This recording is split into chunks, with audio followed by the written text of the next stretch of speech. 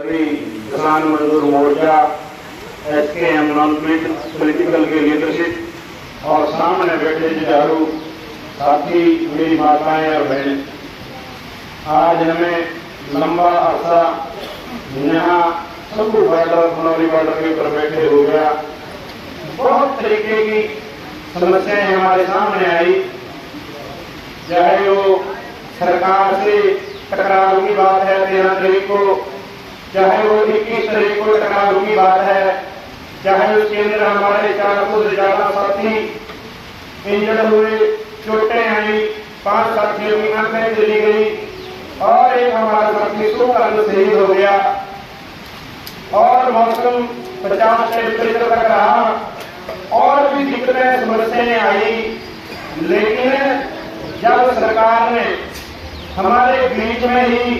हमारे साथियों को, हमारे भाइयों को पकड़कर उनके ऊपर से अपनी बात कहलवाने के लिए उनको गुमराह कर हमें आपस में लड़वाने की जो साजिश रची गई, उसे हमें काफी दुख और तकलीफ हुआ। ऐसी समस्या हमें नहीं आनी चाहिए, लेकिन बीजेपी षड्यंत्रकारी सरकार है। पहले भी 10 साल जो राज किया, लोगों ने वोटें नहीं डाली, चाहे वो मशीन के कारण, ईवीएम के कारण, चाहे आज का इलेक्शन था उसके अंदर भी 400 पार का नारा देकर इलेक्शन कमिश्नर और मीडिया के लोगों ने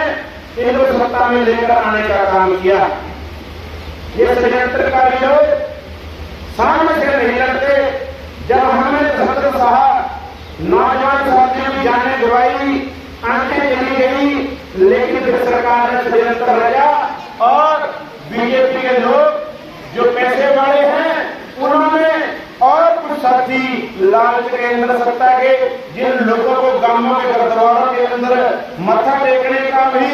हुक्म नहीं है, वो लोग उनकी अगुवाई कर रहे थे, जो हमारे बीच में यहाँ पर आकर घुसने की कोशिश की। लेकिन आप लोगों ने, हमारे मंच की लीडरशिप ने, मजदूर किसान मजदूर मोर्चा SKM की लीडरशिप ने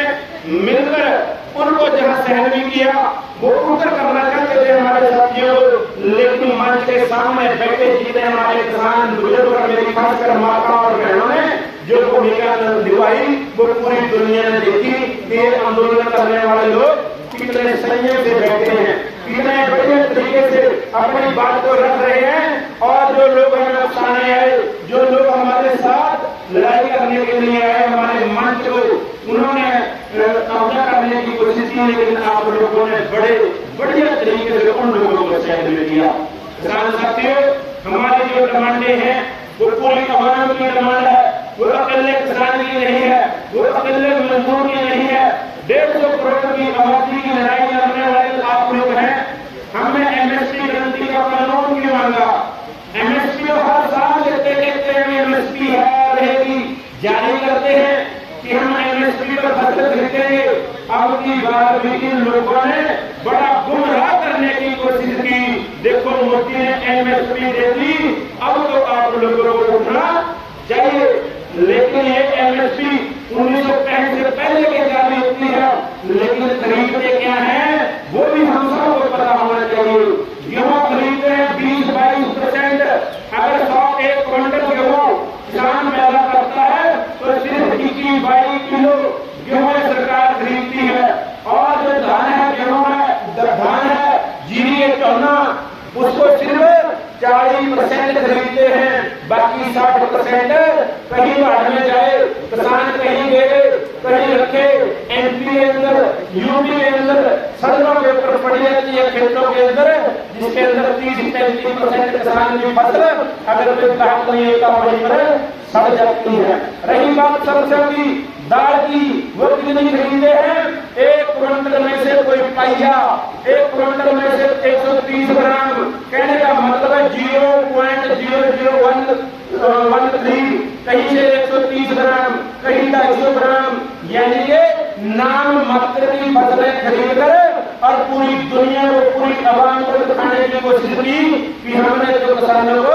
MSP दे दी। बताना है आप लोगों ने बताना है मीडिया के माध्यम से, अगर कोई बात पूछता है कोई हमारे किसी वर्ग का साथी, कोई दुकानदार या कोई भी हमारा साथी पूछे आपको एमएसपी मिल रही है, उनको बताना है इनके पास है कुछ नहीं, बाहर से रिपोर्ट कराते हैं कितनी।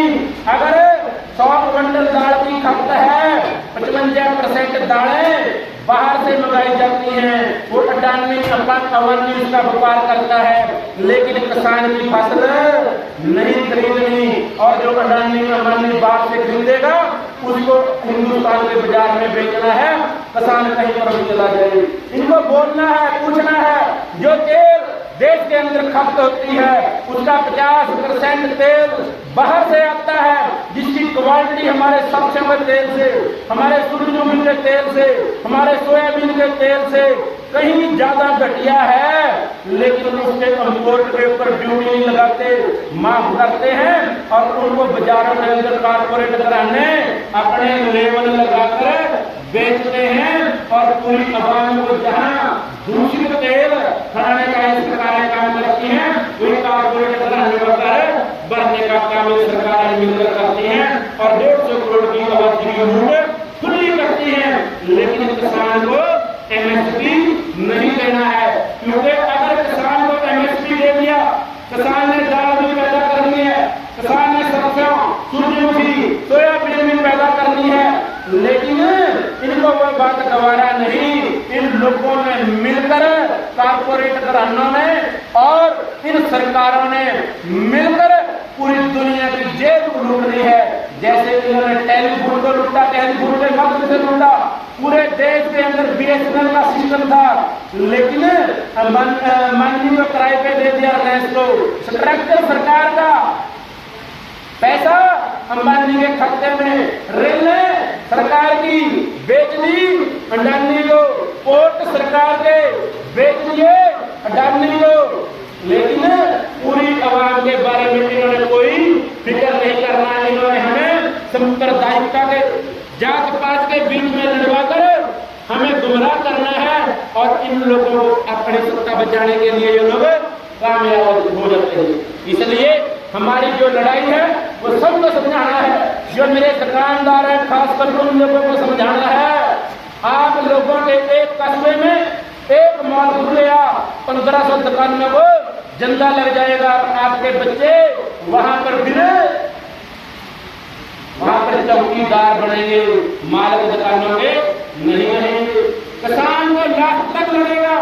सबसे बाद में नंबर आएगा। हम साहिबगंज में भी जानते हैं, हम लखनऊ में जानते हैं, हम अपने आंदोलनों के लिए जान दे भी सकते हैं, अगर समय पूरी जरूरत तो ले भी सकते हैं। हमें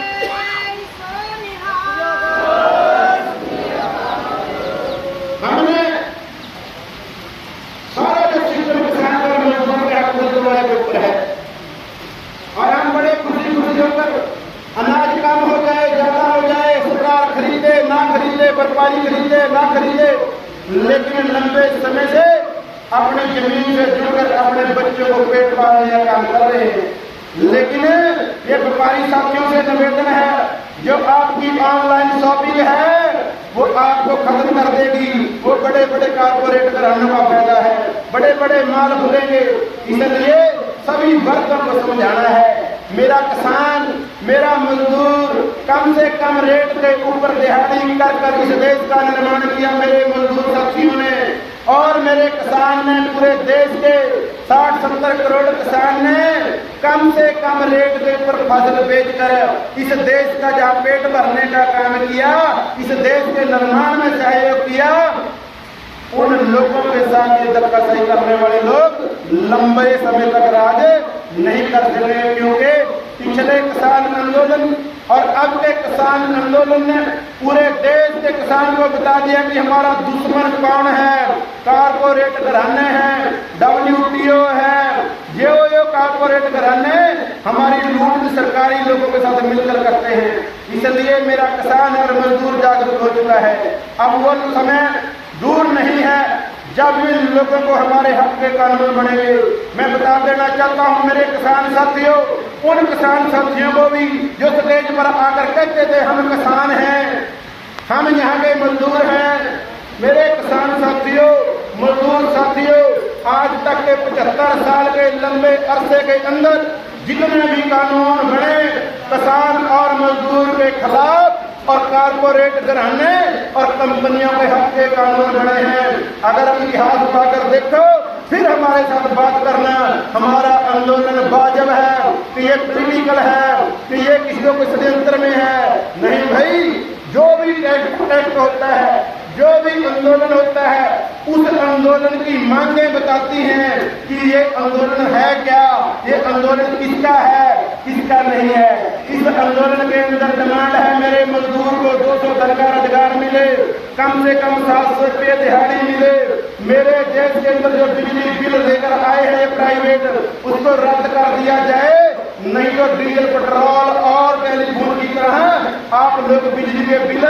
नहीं भर सकेंगे। इन्होंने पूरे के पूरे